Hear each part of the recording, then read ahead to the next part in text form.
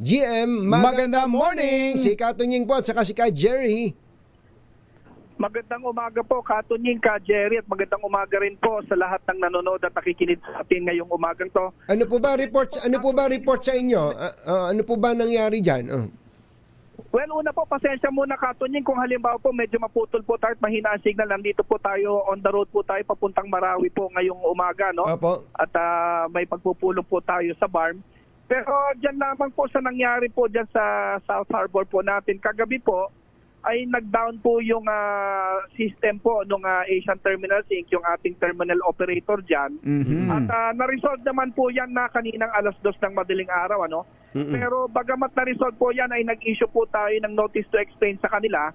Kasi po normally sa mga nakaraang panahon po, Katunying, Ka Jerry, ang SO po natin dyan, kapag may ganyang system failure po, no?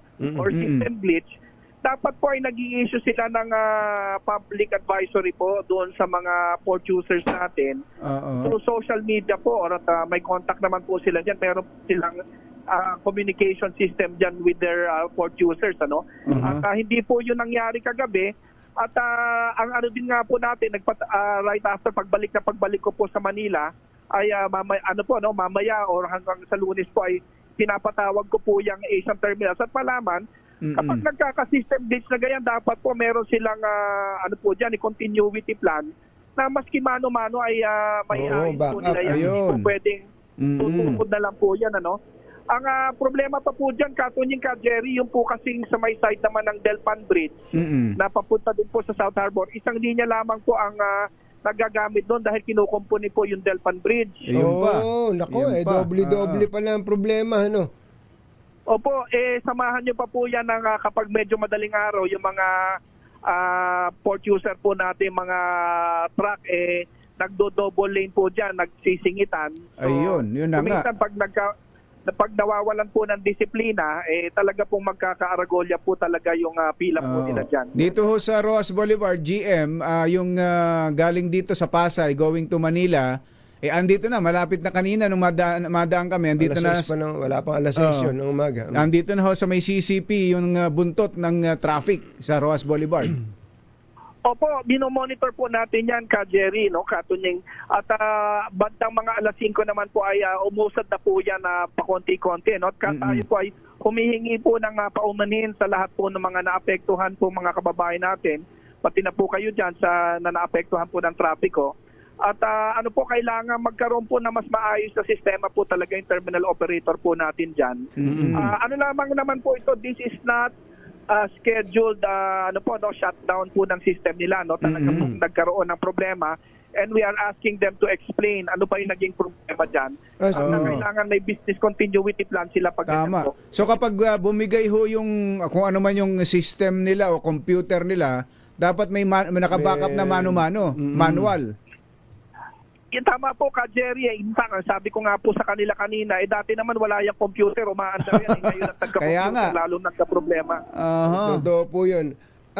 Yung pong pier na yan, napaka-busy po niyan eh. So sa tansya po niyo, gaano karaming mga trucks ang affected po niyan?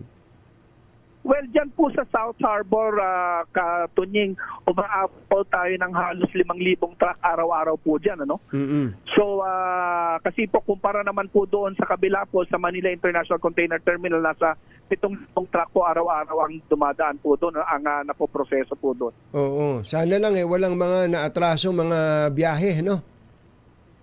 Well, opo, basta ang sabi ko po sa kanila, kailangan mag-double time po ngayon. At kailangan, especially ngayong araw na to po, kailangan maproseso lahat ng mga nakasketch. Ngayon, dahil kung hindi po nila maayos yan, magsa-slide po yung scheduling na yan sa susunod na mga araw. So, kailangan ma-resolve po nila yung delay po today. Magkaka-domino effect, ano? Tama po, Katunying, magdo-domino po talaga yan. Oo, tsaka yung perwisyon yan doon sa ibang mga na-traffic, papasok sa mga trabaho na naapektuhan ng grabing traffic ho na yan, na GM. Opo. GM, ang ganda pa naman ng balita sa inyo, natabunan ito. Ang taas ng koleksyon ninyo. Natabunan bigla nitong problema ngayon sa pier.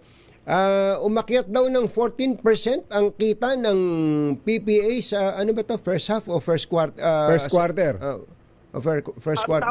Tama po, Katunying, ka Jerry, tumaas po ng 14% po yung gross revenue po ng PPA, ano? Pero in fact, ang neto po niyan, Katunying, ay 3% po, no, sa net revenue po ang naging impact po niyan. At maliban nga po doon, ano po ngayon, Katunying, anniversary po, ika-51st anniversary po ng PPA ngayong araw to, bagamat nag-celebrate po sila sa office. Happy anniversary pala sa Tingnan mo inyo. nga naman. Wala ba tayo dyan? Kung nandiyan lang po ako, kung nandiyan lang po ako nandito po tayo sa Marawi ngayong umaga. Sa Marawi. Ang layo nyo. Ano meron dyan sa Marawi, GM? Well, nagpatawag po ng meeting po ang sila executive secretary po sa utos din po ni Pangulong Bongbong Marcos.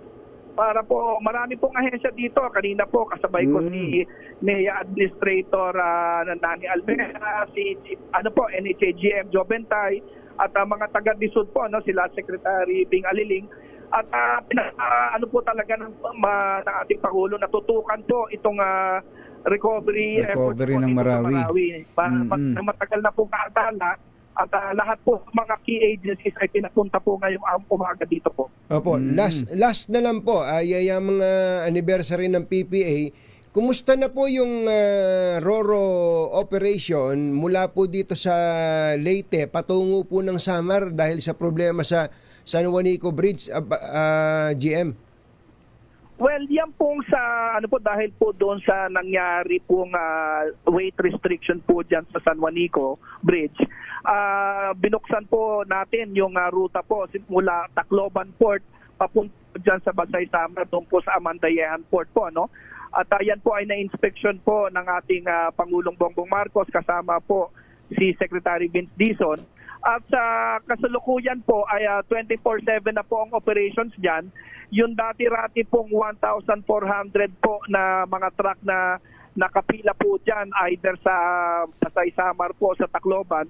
Wala na po yan at on a daily basis po ay tuloy-tuloy po yung biyahe ng mga truck po dyan. Nakakatawid na po sila. Maliban dyan po, nagbukas pa po tayo ng iba pa pong mga ruta. Katulad po sa Bulan, Sorsogon, diretso na po yan papuntang Lipata sa Surigao.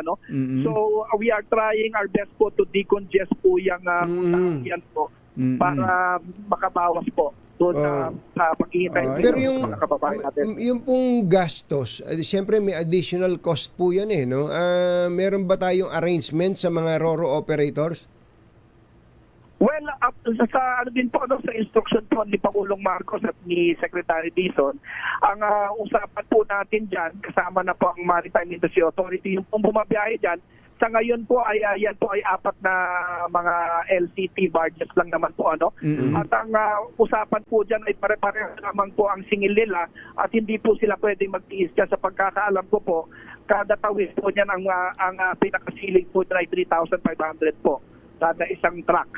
Isang truck. Kung maliliit namang sasakyan, pwede pong tumawid yan ng San Juanico. Ang dito lamang po yung pong mga truck po na mahigit 10 o hanggang 15 tons po ang dumadaan po. Ang kailangan pong dumaan dyan sa RoRo.